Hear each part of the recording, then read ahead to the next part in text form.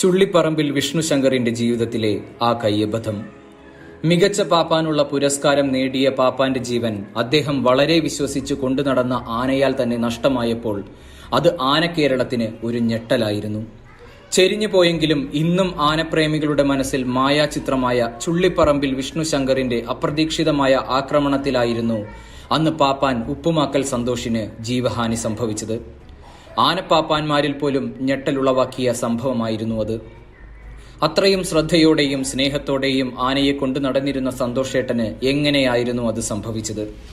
ചേർത്തലയിലെ ഉത്സവത്തിനിടെ 2017 April മാസം അവസാനമായിരുന്നു അപകടം നടന്നത്.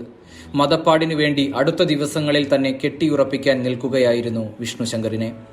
5 ആനപ്പൂരത്തിന് ഒരുക്കങ്ങൾ നടക്കുന്ന ആ വൈകുന്നേരം ആനയിലെ സ്വഭാവത്തിൽ കുറച്ചു മാറ്റങ്ങൾ കണ്ടു തുടങ്ങിയെങ്കിലും ആ പൂരം തീർത്ത് അവനെ കൊണ്ടു പോകാമെന്ന വിശ്വാസത്തിൽ തന്നെയായിരുന്നു സന്തോഷേട്ടൻ.